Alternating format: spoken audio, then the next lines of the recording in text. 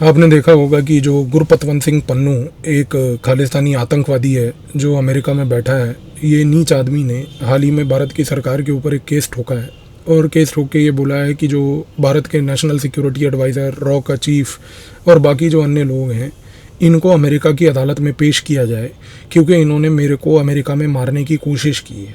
खैर, इस पूरे केस के ऊपर भारत की सरकार से जो टिप्पणी आई वो ये है कि ये बिल्कुल बेसलेस, बेबुनियाद है और इस प्रकार की टिप्पणियों के ऊपर हम कोई भी कमेंट ऑफर करने की कोशिश नहीं करेंगे। लेकिन आपको कुछ चीज़ें समझने की आवश्यकता है।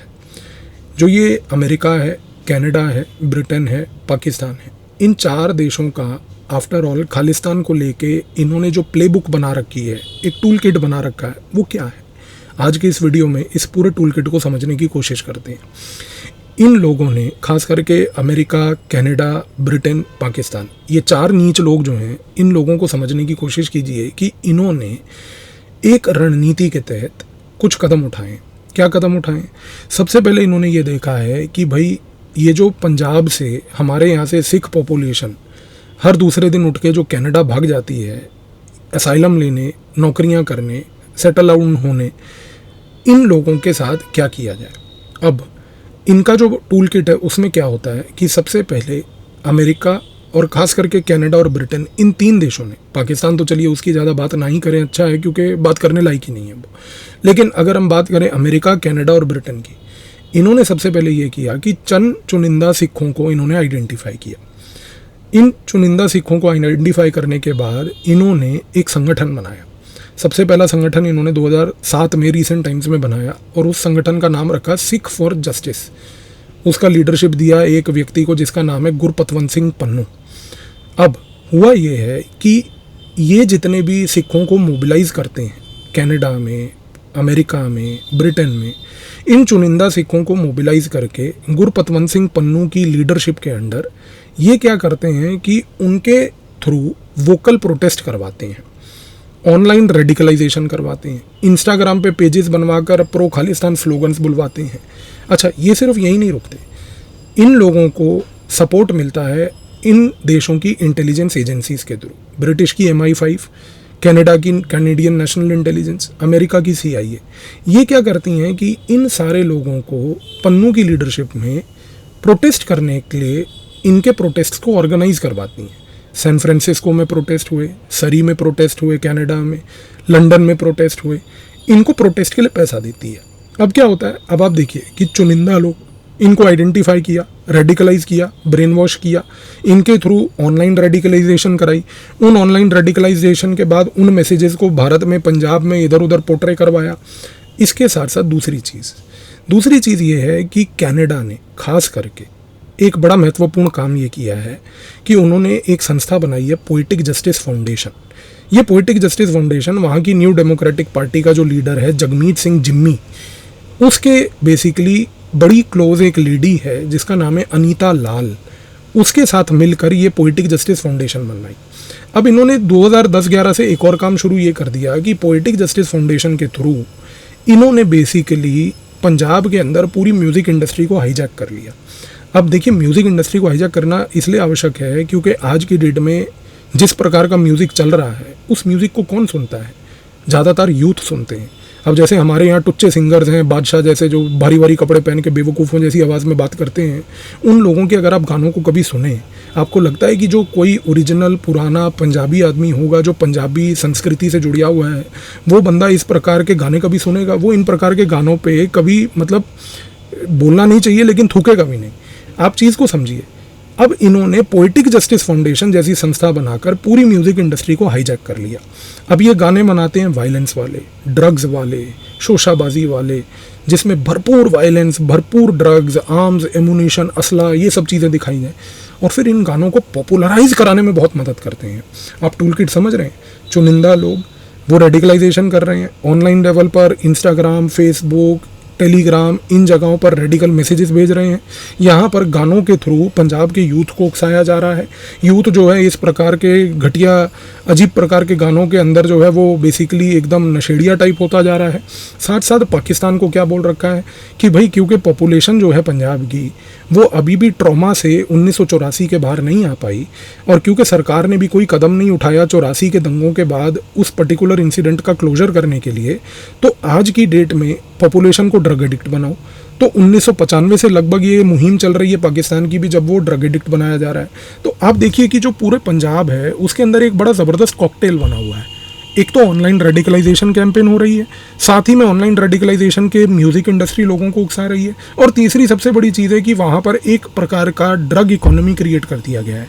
अब देखिए हो क्या रहा है, अब इस पूरे गेम का मिक्सचर देखिए कि इसका खमियाजा क्या होगा कि जितना भी यूथ जो है जैसे ही वो बड़ा होगा, स्कूल कॉलेज पास आउट करेगा, उसका सबसे पहला उद्देश्य होगा कि वो देश छोड़ के अपना भागे, क्योंकि उसको ये लगता है कि भाई पूरे पंजाब में यदि ड्रग इकोनॉमी फैल रखी है, उसको अगर ये लगता है कि भाई सारे गाने भी वही बातें सुनाते हैं, हमारे मन में वो बार बार रीइंफोर्स भी हो रहा है, और फिर तीसरा वो ये देखेगा कि अपॉर्चुनिटी सारी बाहर है, तो वो बाहर भागने के लिए कोशिश करेगा। अच्छा, अब एक चीज़ और भी है, बहुत सारे लोग पंजाब से खास करके इलीगल तरीके से भी भागने की कोशिश करते हैं। अब भाई काफ़ी सारे लोग तो जितने जाते हैं वो लीगल तरीके से जाते हैं कि भाई आपने कॉलेज में एडमिशन ले लिया या नौकरी के बहाने आप चले गए, लेकिन बहुत सारे लोग इलीगल तरीके से भी जाते हैं। अब जाहिर सी बात है कि यदि आप अमेरिका जाओ या ब्रिटेन जाओ या कनाडा फॉर दैट मैटर जाओ, और यदि आप इलीगल तरीके से जाओगे और इलीगल तरीके से वहाँ पर पकड़े जाओगे तो आपको सज़ा भी होगी, और इलीगल तरीके से किसी दूसरे देश में घुसना एक बहुत बड़ा जुर्म भी होता है। लेकिन अमेरिका ने, कनाडा ने और लंदन ने, इन तीन लोगों ने मिलकर एक रणनीति के तहत ये भी सोचा है कि नहीं, इन सिखों को, इन लोगों को, पंजाबियों को पंजाब से ना इलीगली आने दो।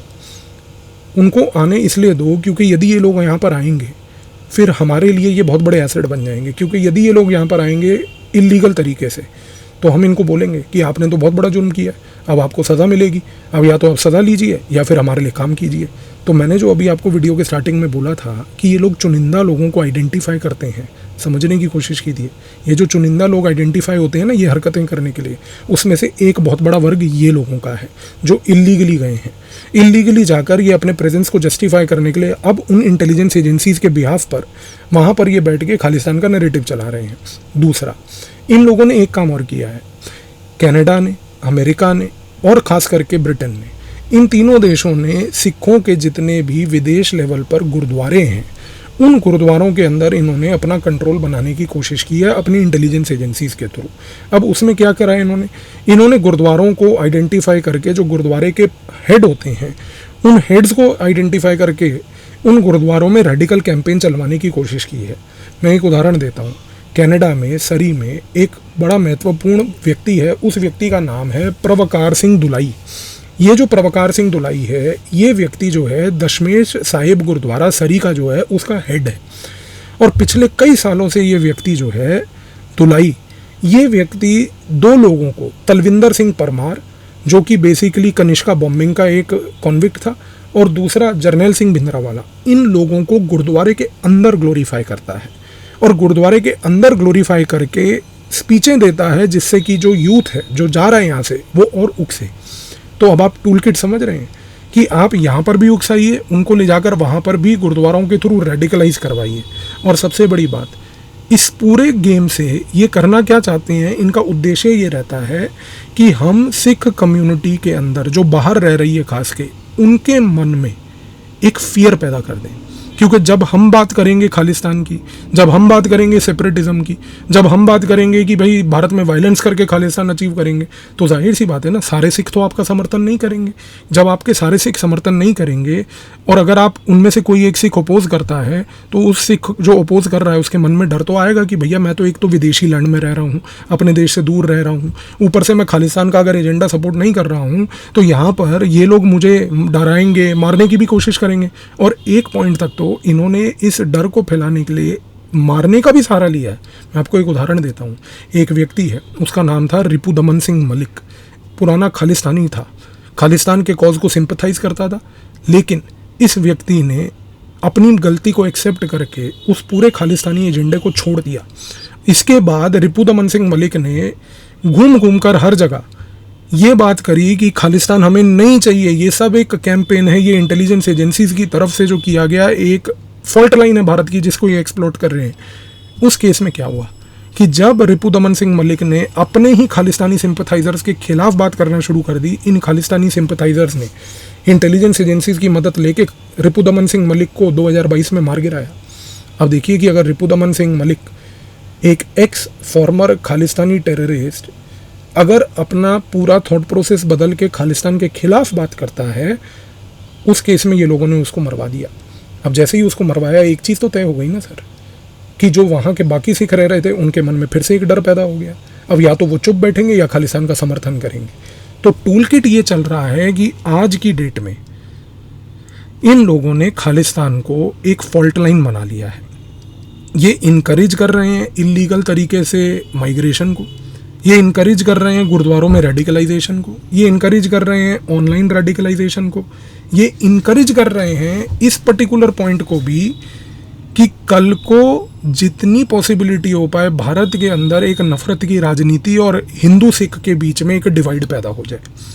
लेकिन समस्या क्या है? समस्या यहाँ पर ये है कि पाकिस्तान जो है वो ड्रग इकोनॉमी अलग चला रहा है। पन्नू जैसे आदमी, इनको समर्थन मिल रहा है अमेरिका की सरकार का, और ये वहाँ बैठकर अलग नैरेटिव चला रहे हैं। इनका सिर्फ उद्देश्य एक है कि किसी भी तरीके से भारत को बदनाम किया जाए। अब आप एक चीज़ को समझो, ये जितने लिमिटेड सेगमेंट्स ऑफ लोग हैं बाहर बैठे हुए, खास करके पूरे सिख डायस्पोरा जो हमारा है, उसमें जो एक चुनिंदा लिमिटेड वर्ग है जो ये बातें कर रहा है, इस वर्ग की बातों को अमेरिका, पाकिस्तान, लंदन, कनाडा, ये लोग सारे मिलकर इतना ग्लोरीफाई करते हैं कि एक ऐसा ग्लोबल लेवल पे एक इमेज क्रिएट हो जाती है कि नहीं भाई, ये जो सिख है ना, इनके पूरी कम्युनिटी में प्रॉब्लम है।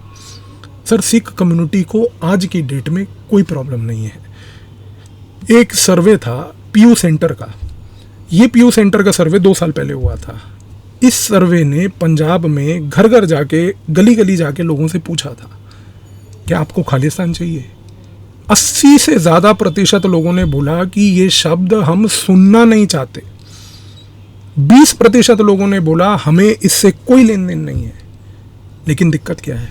आप फिर गेम समझो, छोटा चुनिंदा एक वर्ग है जिसको इतनी मीडिया अटेंशन दी जा रही है, इतना ग्लोरीफाई किया जा रहा है कि उससे एक इमेज क्रिएट की जा रही है कि सारे के सारे सिख समाज को खालिस्तान चाहिए, सारे सिख समाज को खालिस्तान चाहिए, जबकि ऐसा बिल्कुल नहीं है।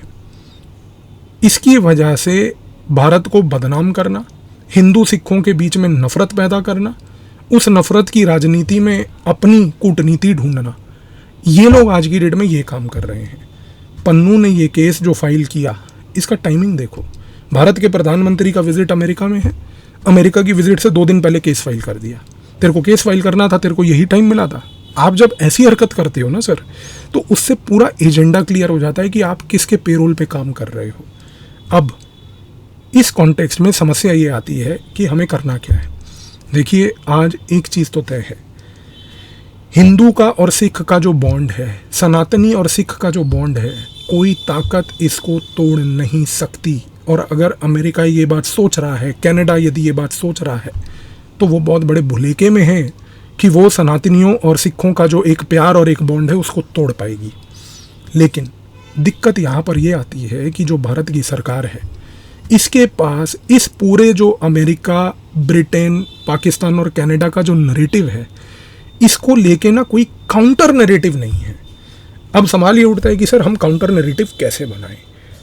सबसे महत्वपूर्ण चीज़ आपको ये करनी है कि आज भारत के अंदर सरकार को सिखों के साथ एंगेज करके एक नैरेटिव ये बनाना है कि जितने ये जो सिख बाहर बैठ के ये हरकतें कर रहे हैं, चुनिंदा लोग जो पूरी कम्युनिटी को बदनाम कर रहे हैं, ये और कुछ नहीं बल्कि ये वहाबी हैं।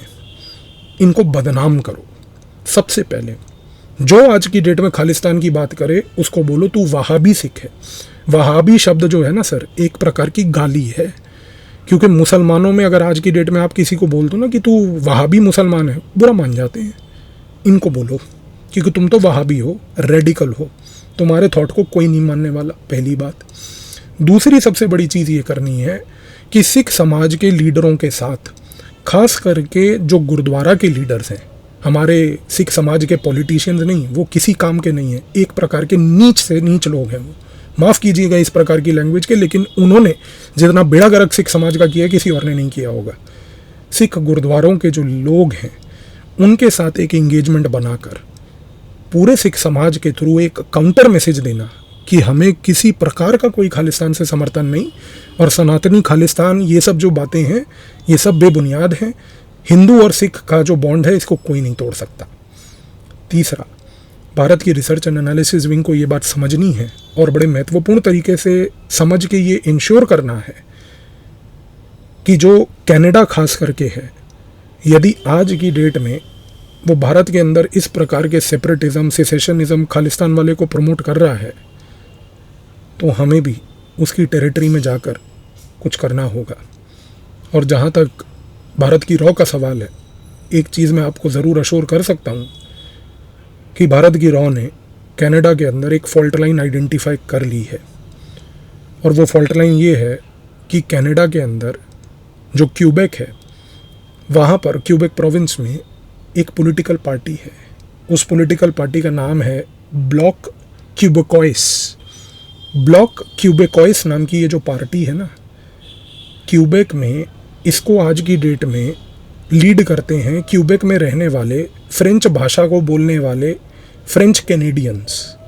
और ब्लॉक क्यूबेकॉइस जो है ना, ये आज की डेट में डिमांड कर रही है कि क्यूबेक के अंदर एक फ्रेंच स्पीकिंग ब्लॉक क्यूबेकॉइस नाम का एक सेपरेट टेरिटरी बनाई जाए। तुम भारत में आकर पंजाब के अंदर खालिस्तान को सेपरेट टेरिटरी बनाना चाहते हो ना, घबराओ मत। फ्रांस के साथ हम एंगेज करेंगे, फ्रेंच लोगों के साथ मिलकर हम एंगेज करके ब्लॉक क्यूबेकॉइस को सपोर्ट करेंगे, ताकि तुम्हारे यहाँ पर तुम्हारे क्यूबेक को तोड़ेंगे। तुम हमारे यहाँ करके देखो फिर ये। तो बात एक चीज़ तो तय है सर, रॉ अपना काम कर ही रही है, इसके साथ साथ रॉ को एक काम और करने की आवश्यकता है। हमारे को पता है आज की डेट में सारे वो अमेरिकन पॉलिटिशियंस, डेमोक्रेट्स, रिपब्लिकन्स, सारे वो अधिकारी जो अमेरिका की सरकार में हैं, जिन्होंने गुरपतवंत सिंह पन्नू जैसे टेररिस्ट को पनाह दे रखी है, सपोर्ट कर रखा है। आज एक टाइम आ चुका है कि भारत की सरकार को अब एक कठोर कदम उठाते हुए, निडर होते हुए, इन ऑफिशियल्स और इन अमेरिकन पॉलिटिशियंस के नाम को एक्सपोज करने का। इनको बदनाम कीजिए पूरे विश्व में कि ये मिलते हैं, फोटोग्राफिक एविडेंसेस हैं। आज की डेट में मीडिया में इसके बारे में पूरा एक्सपोजर करके बताइए कि देखिए ये सेपरेटिज्म को फ्यूल कर रहे हैं वर्ल्ड में, ये चाहते हैं इंस्टेबिलिटी हो पूरे वर्ल्ड में। इस प्रकार का अगर भारत एक काउंटर नैरेटिव तैयार कर ले डोमेस्टिक लेवल पर, सिख में, गुरुद्वारों में, सिख समाज के बीच सनातनी सिख बॉन्ड को मजबूत करने के लिए, और बैकएंड पे अगर रॉ ये काम करती रहे, तो कोई पन्नू जितना मर्जी पैदा हो जाए, ये भारत का कुछ नहीं उखाड़ पाएंगे। तो सबसे बड़ी बात ये है अंत में कि ये जो पन्नू के केस का पूरा टाइमिंग था, ये सिर्फ महज भारत की प्रधानमंत्री की विजिट से पहले ये फॉल्ट लाइन को रिवाइव करके एक्सप्लॉइट करने का उद्देश्य था। आई होप आपको अब पूरे खालिस्तान टूल किट और उसका क्या सोल्यूशन है, ये दोनों समझ आ गए होंगे। धन्यवाद।